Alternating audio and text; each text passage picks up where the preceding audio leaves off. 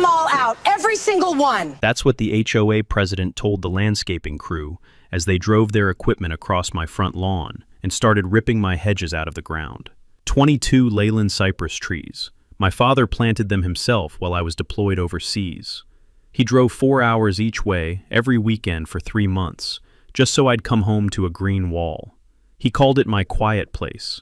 He died 3 weeks before she ordered them torn out. I was at his funeral when it happened. My 8-year-old was still wearing his suit when we pulled into the driveway, and he whispered, "Daddy, where did Grandpa's trees go?"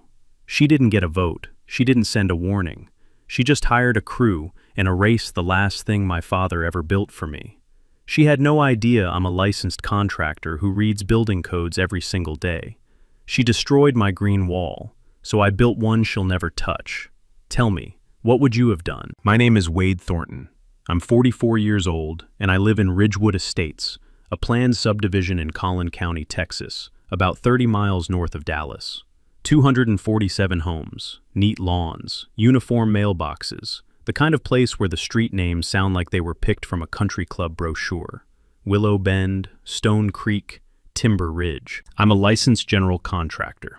Before that, I was a combat engineer in the United States Army, 2 tours in Iraq. I know how to build things that don't fall down, and I know how to read a building code the way most people read a grocery list. My wife Claire teaches 3rd grade at the elementary school 2 miles from our house. Our son Colton is 8. Our daughter Emmy just turned 5. We moved here 6 years ago because the schools were good, and the lots were big enough to park my work truck without anyone complaining. That last part turned out to be wishful thinking. The first week we moved in, a woman knocked on our door. Blonde hair pulled tight. White linen blazer over black yoga pants. Gucci sunglasses pushed up on her head like a crown. She was holding a clipboard and smiling the way people smile when they're about to tell you what you're doing wrong. Her name was Brenda Caldwell, HOA president, 11 years running. She told me my F350 couldn't be parked in the driveway because it lowered the visual standard of the street. I told her the driveway was on my property. She told me the HOA had standards. I moved the truck to the garage. Claire told me to pick my battles. She was right, that time. Over the next 6 years, Brenda sent us 14 violation notices. Trash can visible from the street for 40 minutes after pickup. Exterior paint 1 shade darker than the approved palette. Christmas lights installed before November 15th. Gutter brackets that were brushed aluminum instead of matte. 14 letters. 14 chances for her to remind us who ran this neighborhood. But nothing made Brenda angrier than my hedges. My father planted those trees. His name was Earl Thornton, and he was a master carpenter for 40 years. Hands like saddle leather. Always had sawdust on his collar, even on Sundays. When I deployed the second time, Dad drove 4 hours from East Texas every Friday evening and spent the weekend planting Leyland cypress trees along the south side of my property. 22 trees. Dug every hole himself. Hauled the saplings in the bed of his old Chevy. He called me once on a satellite phone from my own backyard. The connection was garbage, but I heard him clear enough. When you get home, you'll have a wall of green. A soldier needs quiet. By the time I came home, those trees were 6 feet tall and thick as a chapel wall. When I stood on my patio, I couldn't see a single house. Just green, just quiet, exactly what he promised. Brenda hated them from the start. She called them overgrown, unkempt, and, my personal favorite, aggressively rural. She sent 3 formal letters demanding I cut them back or remove them entirely. I checked the CC and RS. Nothing prohibited hedges. The trees sat 100% on my lot, confirmed by the original survey. I filed each letter in a drawer and kept watering the cypresses. Then, Dad died. It was a Tuesday morning in April. Heart attack in his workshop. They found him on the floor next to his workbench with a chisel still in his right hand and a half-finished jewelry box on the table. The jewelry box was for Emmy's birthday. Claire and I packed the kids into the car that afternoon and drove to East Texas. The funeral was Thursday. We stayed through Saturday, cleaning out the workshop, sitting with family, trying to explain to a 5-year-old why Grandpa's hands weren't moving anymore. The workshop smelled like sawdust and linseed oil. I found his project notebook on the shelf above the lathe. Spiral-bound, green cover, soft at the corners. A page stopped me. Pencil sketches of my property line. Row numbers and planting dates in his careful block handwriting. Row 14 to 22, planted March 8th. He'd planned every tree the way he planned a cabinet. Precise, patient, built to last. We were gone 3 days. That was all Brenda Caldwell needed. I saw it from the taxi. We'd flown back from East Texas on a Sunday evening, and I had a car waiting at DFW. Claire was in the back seat with Emmy asleep on her lap. Colton had his forehead pressed against the window, watching the streetlights pass. When the taxi turned onto our street, I thought I was looking at the wrong house. The entire south side was bare. No green, no wall of cypress, just a long strip of torn red earth where 22 trees used to stand. Roots ripped from the ground and left lying on the sidewalk like pulled teeth. Mulch scattered across the lawn. Tire tracks from a heavy truck cutting 2 deep ruts through the grass. The sprinkler heads along the border had been crushed.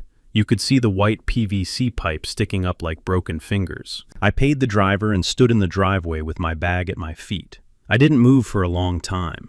Claire came up beside me and put her hand on my arm but didn't say anything. There was nothing to say. We both knew who did this. Colton walked to the edge of the yard where the first tree had been. He crouched down and touched the torn stump with his fingers. Then he looked up at me and said, "Daddy, where did Grandpa's trees go?" I didn't answer him. I couldn't. Travis Dunlap, my neighbor 2 doors down, came over before I'd even gotten the suitcases inside. Retired electrician, quiet guy, keeps his yard perfect and his opinions to himself, which in Ridgewood Estates is a survival strategy. She was here Friday morning, Travis said.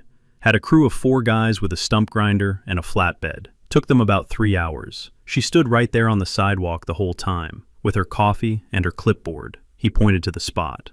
When they finished, she looked at it and told one of the workers, and I'm quoting here, "Finally, this street looks civilized." I asked if anyone else saw it. Travis nodded. Half the block. Nobody said a word. You know how it is. I did know how it was. That was the problem. Monday morning, I went to Brenda's house. She answered the door in a white tennis outfit, racket bag slung over one shoulder, and smiled like I was dropping off a package. "Wade, how was the trip?" "You removed my trees." She didn't blink. Those things made the entire block look like a forest. The board agreed it was time. Which board members voted? That's internal HOA business. There's no resolution on file, Brenda. I checked. She adjusted her sunglasses. It was an emergency aesthetic decision. The bylaws allow it. Show me the bylaw. She stared at me for 3 seconds, then stepped back and closed the door. Not slammed, just closed. Quiet. Controlled. The way someone closes a door when they're absolutely certain there's nothing you can do about it. I checked my original property survey that night. Every tree had been planted at least 18 inches inside my lot line. Not one branch crossed the boundary. Not one root touched HOA common area. Those trees were mine, legally, completely, unambiguously mine. 5 days later, I opened my mailbox and found a violation notice from the Ridgewood Estates Homeowners Association. Fine, $500. Reason, unauthorized landscaping removal. Failure to maintain property appearance in accordance with community standards. I read it twice, then a third time. She was fining me for the damage she caused, for the bare dirt and the torn roots and the crushed sprinkler heads that her crew had left behind. She destroyed my property and then sent me a bill for the mess. I set the notice on the kitchen table next to my father's pocket watch, the one I'd brought home from his workshop, the one that still smelled like cedar shavings. On the fridge behind me, held up by a magnet shaped like Texas, was a photo of Dad and Colton kneeling in the dirt, planting the last 3 saplings together. Some evidence you keep for the lawyers, some you keep for yourself. Then I opened my laptop and typed 3 words into the search bar: Texas criminal mischief. Here's something most people don't know.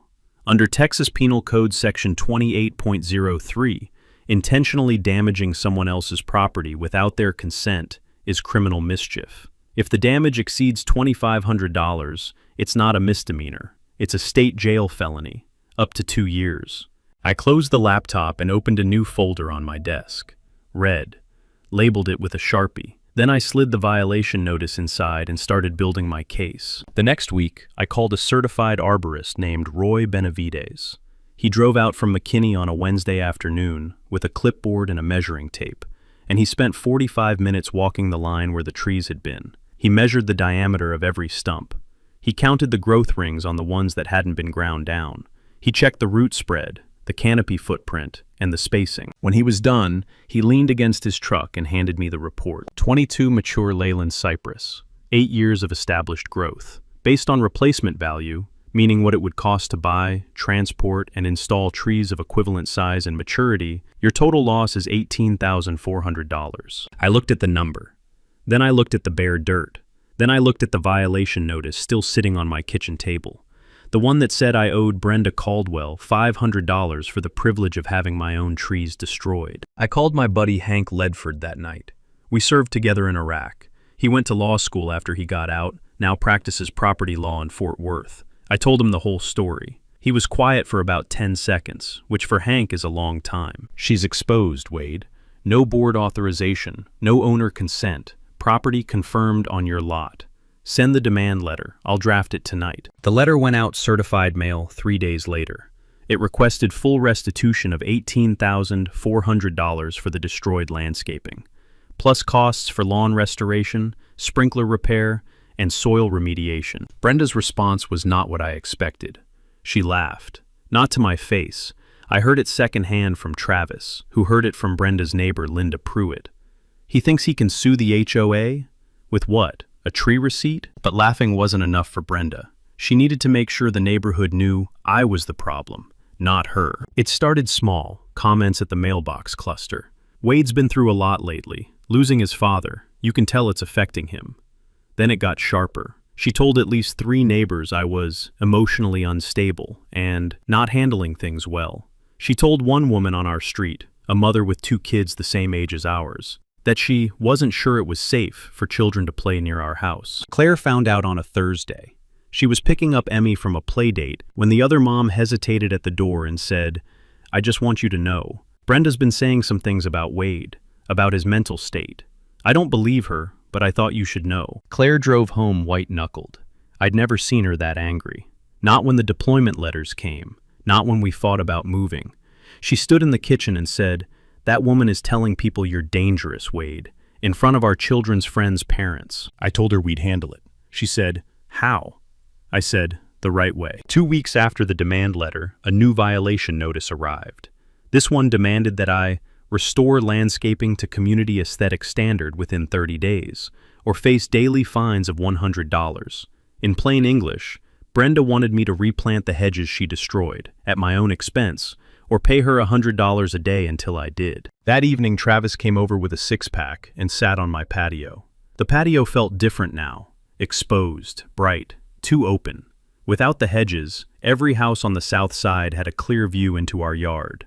Emmy's swing set, Claire's garden, the grill I'd built from a steel drum. Travis popped a can and said, "She did this to the Whitfields on Elm 3 years ago. Different trees, same playbook.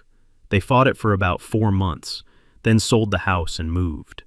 And the Conleys over on Birch Lane. Same thing. She wore them down. You're the third." I watched the condensation run down the side of the can. Crickets were screaming in the field behind the subdivision. The air smelled like warm grass and diesel from the highway. "I'm not moving," I said. Travis nodded. "Good, because somebody needs to stop this woman before there's a fourth." I went inside and added everything. The new violation notice, Claire's account of the playdate conversation, Travis's statement about the Whitfields and the Conleys, to the red folder on my desk. It was getting thick. I started pulling records. Under Texas Property Code Section 209, every homeowner has the right to inspect HOA books and records, meeting minutes, financial statements, contracts, enforcement actions. It's not a favor, it's the law. So I sent a formal written request to the Ridgewood Estates HOA Board of Directors, asking for all meeting minutes, voting records, and enforcement resolutions from the past 3 years. Brenda sat on it for 2 weeks. When the documents finally arrived, a manila envelope stuffed into my mailbox with no return address, I spread them across my kitchen table and started reading. What I found wasn't surprising, but it was damning. In 3 years, the HOA had held 26 board meetings. Of those 26, only 4 had documented attendance from 3 or more board members. The bylaws required a quorum of 3 out of 5 for any vote to be valid. That meant at least 22 meetings didn't have enough people in the room to legally decide anything. But that didn't stop Brenda. The minutes, if you could call them that, were typed single space on plain paper, No signatures, no roll call votes, no dissenting opinions recorded. Every resolution read the same way. Board approved. 2 words. No discussion, no context. Like a rubber stamp operated by one hand. I sent a second request. This one was specific. I asked for the board resolution authorizing the removal of landscaping at my address on the date my hedges were destroyed. I cited the exact section of the bylaws that required a recorded vote for any enforcement action involving property alteration. Brenda didn't reply for 10 days. When she did, it was a single paragraph on HOA letterhead. The action taken was an emergency aesthetic maintenance decision within the president's discretionary authority. No separate resolution was required. I read that sentence 5 times. Discretionary authority. She invented a power that didn't exist in the bylaws, used it to destroy my property, and then wrote herself a permission slip after the fact. But I didn't stop there. I sent individual letters to the other 4 board members, Carla Jessup, Dan Overstreet, Patty Morales, and Keith Engel, asking a simple question. Were you consulted or informed about the removal of trees at my address prior to the action being taken? 3 of them wrote back within a week. Carla Jessup, I was not consulted and had no prior knowledge. Dan Overstreet, this is the first I'm hearing of it. Keith Engel, no, and I'd like to know more. Patty Morales didn't reply. Travis told me later she was Brenda's cousin, so now I had it in writing. 3 of 5 board members confirmed they knew nothing. No quorum, no vote, no resolution. Brenda had acted completely alone, using authority she made up, to destroy $18,000 worth of my property. I should have felt vindicated. Instead, I felt the weight of it. This wasn't just about trees anymore. This was a woman who had been running a 247-home community like a private fiefdom for over a decade, and nobody had ever made her answer for it. Then she hit back. A week after the board members replied, I found a notice from Collin County Code Compliance in my mailbox. Someone had filed a complaint that my Ford F350 was a commercial vehicle being stored in a residential zone, in violation of county ordinance. The complaint was anonymous, but the timing was a gift-wrapped confession. I didn't fight it. I called my buddy Pete Garrison, told him I needed to park the truck at his shop for a while, and drove it over that evening. Claire asked me why I didn't push back. I told her the truth. Because every time she swings, she misses. And every time she misses, I write it down. That night I sat on the patio with the light off. Emmy's chalk drawings covered the concrete. Stick figure flowers and a big rectangle she said was Grandpa's trees. Kids don't remember the rules or the letters. They remember what was there and what isn't anymore. The moon was out, full and white, and it lit up the whole south side of the yard. Before the hedges, you never saw moonlight from this angle. Now there was nothing between me and the sky but open air and bare dirt. I looked at the empty space for a long time. Then I went inside and pulled my copy of the CC and Rs off the shelf. I paused at section 4.7. The word fence caught my eye in a way it never had before. I'd read this section a dozen times, but always as a homeowner skimming rules. This time, I read it as a contractor reading a code. And that changed everything. It was a Saturday morning. Claire had taken the kids to her mother's for the day, and the house was quiet in a way that reminded me of deployments. The kind of quiet that lets you think clearly because there's nothing else competing for the space. I sat at the kitchen table with 3 documents. My copy of the Ridgewood Estates CC and RS, the HOA bylaws, and the Collin County zoning ordinance, which I downloaded from the county website the night before. I read building codes every single day for work. Structural codes, plumbing codes, electrical codes, fire codes. I read them the way some people read the sports page. Not because they're exciting, but because they're the rules, and the rules are the game. And when you know the rules better than the person trying to enforce them, you win. I started with the CC and RS. Section 4.7, Fencing Standards. The language was simple. No fence shall exceed 6 feet in height, as measured from finished grade. All fences must be constructed of wood, vinyl, wrought iron, or composite materials approved by the Architectural Control Committee. I read it again, then a 3rd time. Then I picked up a highlighter and marked one word, fence. The section used the word fence 14 times. Not once did it say wall. Not once did it say masonry structure. Not once did it say retaining wall, boundary wall, concrete barrier, or permanent structure. The entire regulation applied exclusively to fences, And in every legal context I'd ever worked in, a fence and a wall are two different things. I opened the county zoning ordinance and went straight to the definitions section. There it was, clear as concrete. Fence, a barrier constructed of wood, vinyl, metal, chain link, or similar materials used to enclose, divide, or screen an area. Masonry wall or structure, a permanent construction of concrete, brick, stone, or similar cementitious materials, classified as a structure under the county building code. Two different definitions, two different regulatory categories. A fence falls under HOA architectural review. A masonry wall falls under county building code. That means if your HOA restricts fences to 6 feet, but says nothing about walls, the county code is what applies. And most counties allow masonry structures up to 12 feet with an engineer's stamp. This one loophole has saved more homeowners than you'd think. I set down the highlighter. I looked out the kitchen window at the long strip of bare dirt where my father's trees used to stand. The morning sun was hitting it straight on, turning the red clay bright orange. A mockingbird was sitting on the fence post where the first cypress used to grow, singing at nothing. She destroyed my green wall. The CC and Rs only allowed a 6-foot fence, but they said nothing, not one word, about a wall. And the county would let me build one twice as tall as anything she could stop. I pulled my father's pocket watch from the drawer and set it on the table next to the drafting pad. The case was warm, like it had been waiting. I could still smell the cedar from his workshop in the grooves of the metal. I opened the pad to a clean page and picked up a pencil. 12 feet tall, 87 feet long, reinforced concrete, smooth finish on my side, raw form board texture on hers, the wood grain pressed into the concrete like a fingerprint. Dad always said the same thing when I got angry on a job site. Don't build angry, son. Build right. I wasn't angry anymore. I was building. I stayed at that table until 2 in the morning. Earl's pocket watch ticked beside me like a metronome. I sketched the drainage plan, the rebar layout, the footing dimensions. Every line on that pad was a line she couldn't erase. The first call I made was to Pete Garrison. We served together in the same combat engineer unit in Anbar Province.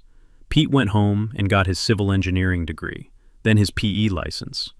Now he runs a structural engineering firm in North Dallas. When I told him what I was planning, he didn't even hesitate. Send me the drawings. I'll have the structural report done by Friday. I emailed him the plans that night. He called me back 2 days later. Your footings are deeper than they need to be, but that's a you problem, not a code problem. Everything else checks. I'll stamp it and send it over. The structural engineer's report cost me a favor and a case of Shiner Bock. That's the veteran discount. Next step was the county. I drove to the Collin County Permit Office on a Tuesday morning with a folder that would have made my old platoon sergeant proud. Building plans, structural engineer's report, current property survey, drainage plan, HOA, CC, and Rs with the relevant section highlighted. Lorraine Mitchell was the clerk at the counter. She'd processed enough permits to spot trouble before it walked through the door, and when she opened my file and saw 12 feet, she looked up over her reading glasses. 12 feet? Yes, ma'am. Masonry structure, not a fence. She flipped through the pages, checked the structural report, compared the setbacks against the survey, ran the drainage plan against the county flood map. Then she initialed 6 boxes and handed me the application. You'll have your permit in 9 business days. Here's something worth knowing. In most jurisdictions, the legal distinction between a fence and a wall is not just semantic, it's jurisdictional. A fence is typically governed by HOA covenants and architectural review. A masonry wall, concrete, brick, stone, is classified as a structure and governed by the county building code. That means if your HOA restricts fences to 6 feet but says nothing about walls, the county code is what applies. And most counties allow masonry structures up to 12 feet with an engineer's stamp. This one loophole has saved more homeowners than you'd think. My permit came through on a Thursday. I picked it up, drove to the supply yard, and placed the order. 14 cubic yards of ready-mix concrete, 680 pounds of number 4 rebar, form boards, anchor bolts, tie wire, a pallet of curing compound. Everything was delivered the following Saturday morning at 7 a.m. 2 concrete trucks, a flatbed stacked with rebar, a forklift unloading form boards onto my driveway. Half the neighborhood stood in their doorways watching, coffee cups in hand, trying to figure out what was happening. I called 3 guys, all veterans, all construction. Danny Hewitt ran a concrete crew in Plano. Vince Castellano was a framer out of Allen. Brock Sullivan, the youngest of us, still built like he could carry a rucksack up a mountain, was between jobs and showed up with his own tools and a cooler full of Gatorade. "What's the mission?" Danny asked. "We're building a wall." Nobody asked why. They'd all heard what Brenda did. Vince just pulled on his gloves and said, "Where do you want the forms?" We started with the footings. 30 inches deep, well below the Collin County frost line. I set rebar cages into the trenches while Danny ran the laser level. Vince cut form boards to spec, while Brock hauled materials from the driveway to the work zone in a wheelbarrow that squeaked with every turn. The trench smelled like iron and wet clay. Diesel fumes drifted from the generator. The morning was still cool. Fog sat low in the grass, and you could see your breath when you bent close to the ground. I marked the exact property line with survey stakes. Orange-capped, driven deep, measured to the quarter inch. Not one footing crossed the line. Not one form board leaned into her side. Everything sat precisely, legally, and permanently on my land. While the crew worked, I spent the evenings preparing. I contacted Shelby Carver, a reporter at the local TV affiliate. I'd done some renovation work on the station's building the year before, and she remembered me. I didn't ask for a story. I just told her what happened. HOA president destroys veteran's memorial Hedges while he's at his father's funeral. Veteran discovers legal loophole. Builds 12-foot concrete wall. "When's the HOA meeting?" she asked. "Soon," I said. "I'll let you know." We started pouring on a Monday morning at 6 a.m. The first concrete truck backed down my driveway while the sun was still low and orange behind the tree line. The backup alarm echoed off every house on the block, and by the time the chute was swinging, half my neighbors were standing on their porches in bathrobes. Danny operated the chute. Vince vibrated the forms to push air bubbles out. Brock and I placed rebar between pours. The work had a rhythm, loud when the truck was pouring, quiet when we were setting steel. And for the first time in weeks, I felt like myself. This was what I was trained to do, build things that hold. Brenda showed up at 8:15, hair blown out, full makeup, white capri pants, and a coral blouse that probably cost more than my concrete forms. She had her clipboard tucked under one arm and her phone in the other hand, already recording. She walked right up to the edge of my property line. I'll give her credit, she didn't step over it, and jabbed her clipboard at the wall. "You can't build this without HOA approval." I didn't stop working. I reached into my back pocket, pulled out the folded county permit, and held it out without looking at her. "Masonry structure, ma'am. County jurisdiction, not HOA." She stared at the permit like it was written in a language she didn't speak. For 5 full seconds, she didn't say a word. That was a first. In 6 years, I had never seen Brenda Caldwell without a sentence ready. Then she pulled out her phone and called code enforcement. The inspector arrived 2 hours later. His name was Glenn Harwood. I'd seen him on other job sites around the county. Professional, thorough, no nonsense. He walked the full length of the wall, checked the permit, measured the setbacks, inspected the footing depth, and verified the property line against my survey stakes. "Everything's clean, Mr. Thornton. You're within code." He signed the inspection card and started walking back to his truck. Then he stopped. He was passing Brenda's property. Her house sat directly on the other side of where the wall was going up, and something caught his eye. The sunroom addition on the back of her house. Glass panels, aluminum frame, climate-controlled. It looked like it had been there for years. "Ma'am," Glenn said, turning to Brenda, who was still standing on the sidewalk, arms crossed. "Do you have a building permit for that enclosed addition?" Brenda's face changed.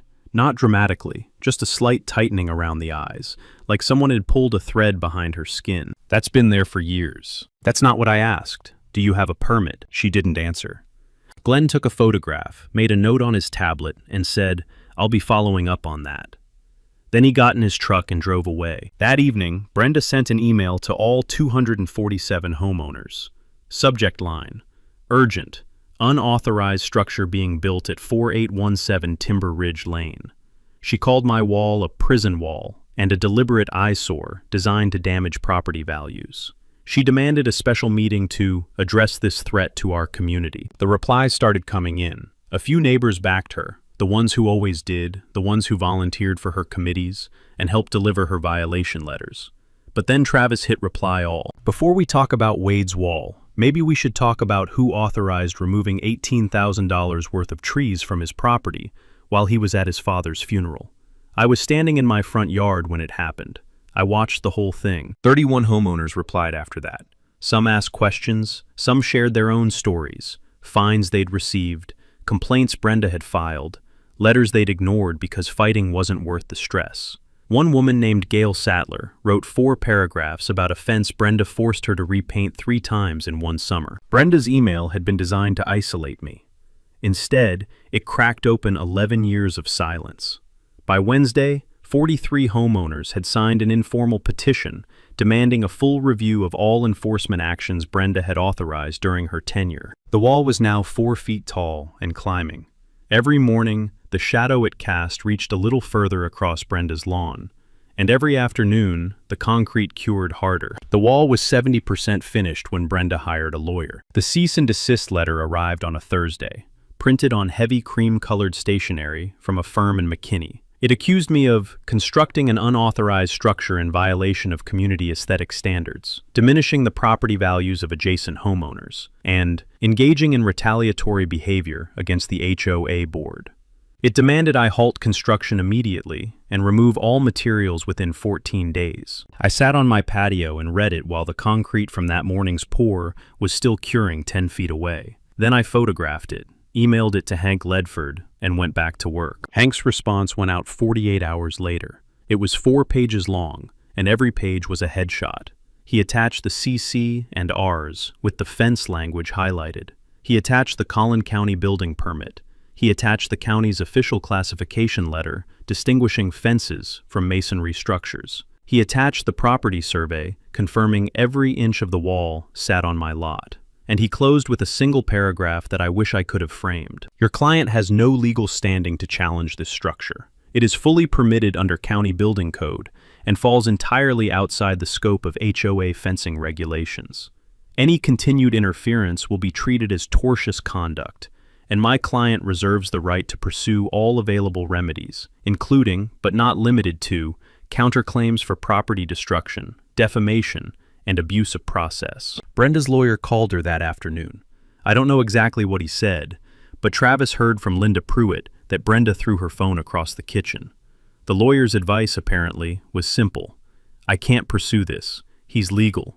If you push it further, he'll countersue and win. So Brenda tried her last play. She filed a complaint with the Collin County Drainage Department, alleging that my wall would obstruct the natural flow of surface water and create flooding risk for adjacent properties. It was the kind of complaint designed not to win, but to delay, to drag me into another round of inspections and hearings and paperwork until I got tired and quit. The county sent a drainage engineer the following Monday. He walked the site, checked the grade, and measured the slope. Then he looked at the base of the wall. I'd designed weep holes every 8 feet along the bottom course, small channels that allow groundwater to pass through without building hydrostatic pressure against the wall. Behind the wall, I'd laid a 4-inch perforated drain pipe bedded in 12 inches of washed gravel. The system tied into the existing stormwater easement at the southeast corner of my lot. The engineer looked at it, looked at me, and said, "This is better drainage engineering than 90% of the commercial projects I inspect. You're clear." But he wasn't done.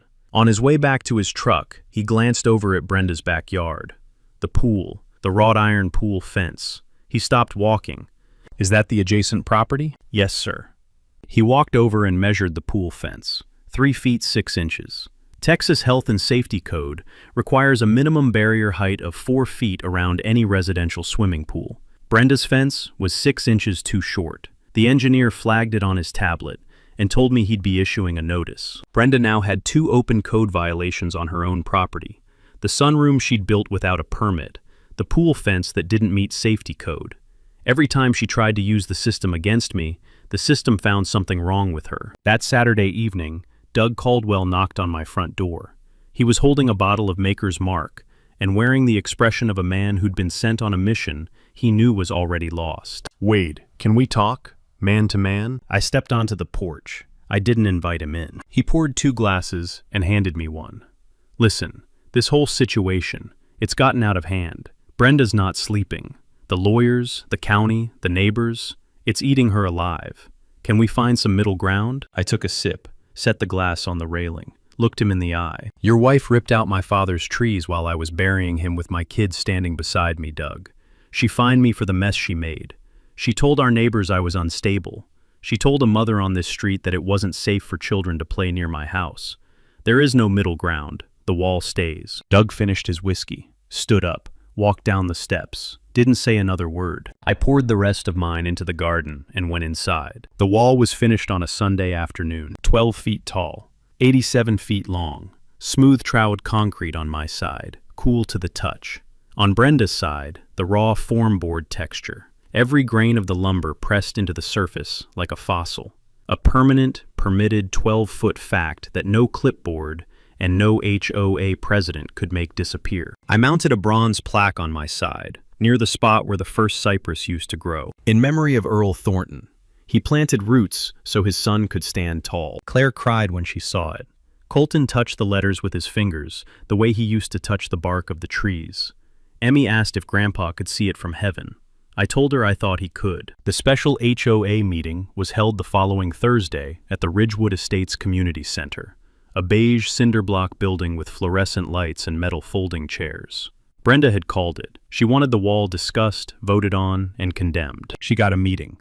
She did not get what she wanted. 89 homeowners showed up. In 11 years of HOA meetings, the average attendance was 14. Shelby Carver was in the back row with a camera operator.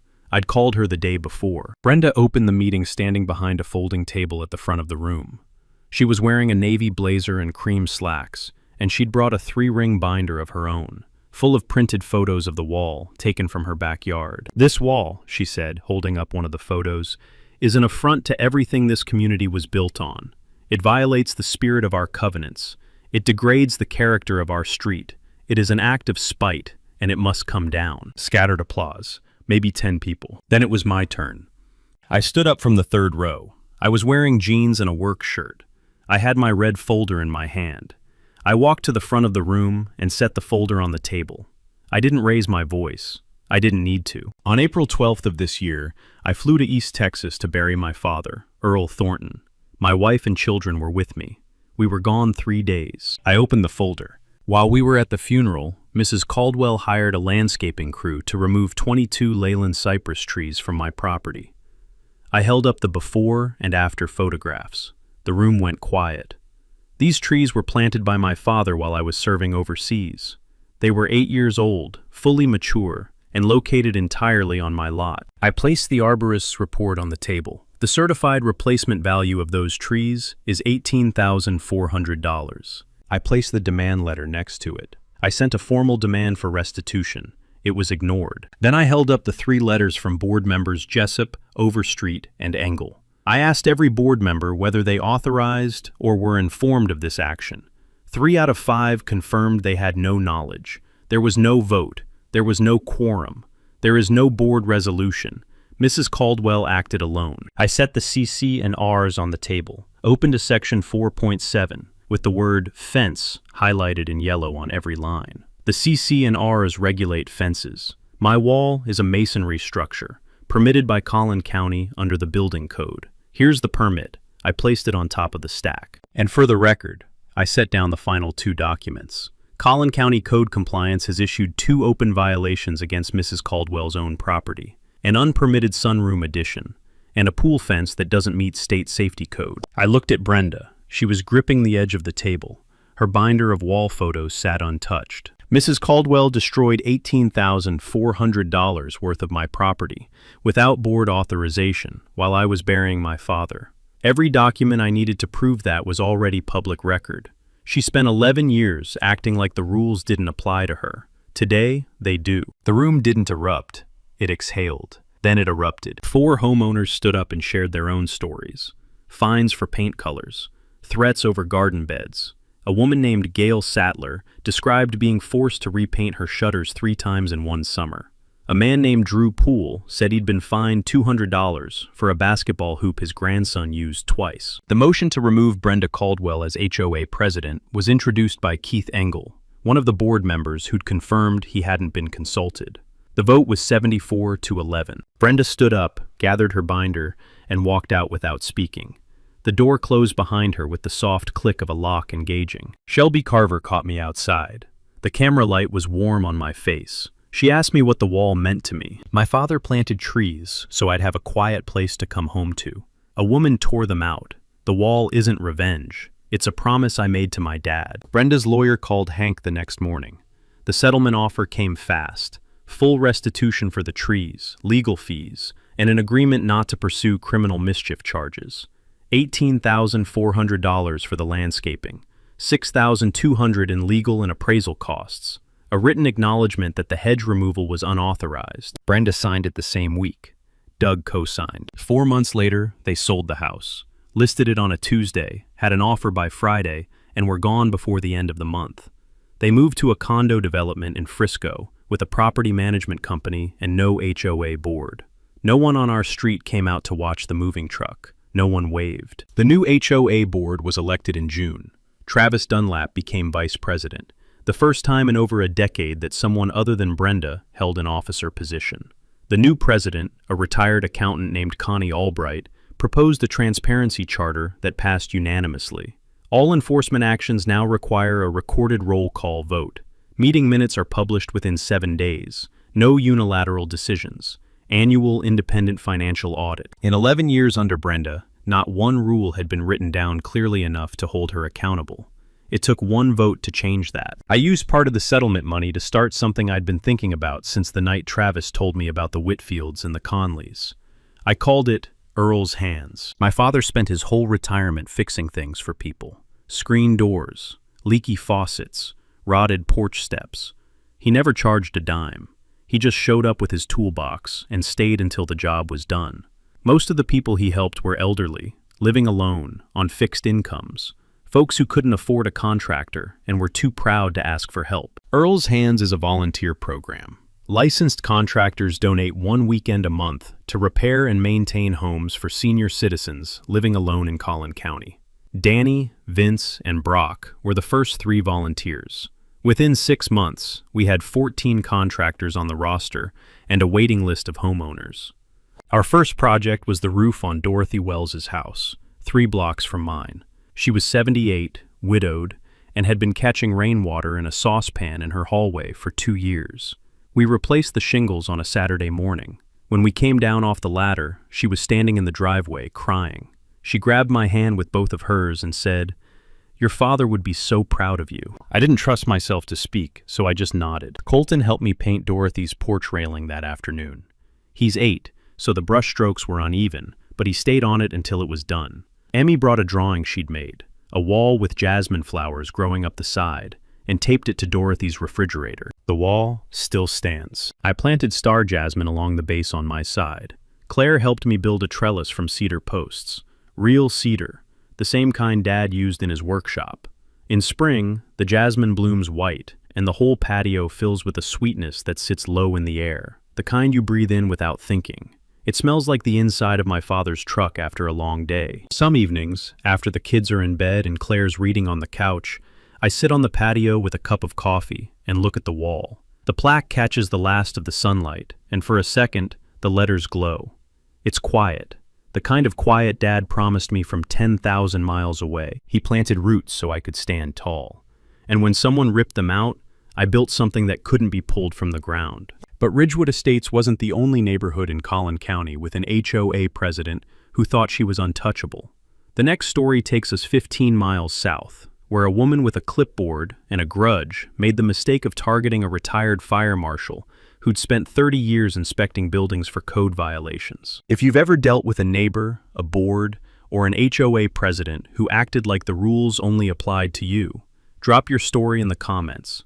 I read every single one. And if this is your first time here, hit subscribe and turn on the bell, because every week we prove the same thing. The people who abuse power never expect the people they target to fight back with facts. Here's what gets me about this story. Brenda Caldwell didn't lose because she was mean. Plenty of mean people get away with this for years, and she did for 11 of them. She lost because she finally targeted someone who understood the rules better than she did.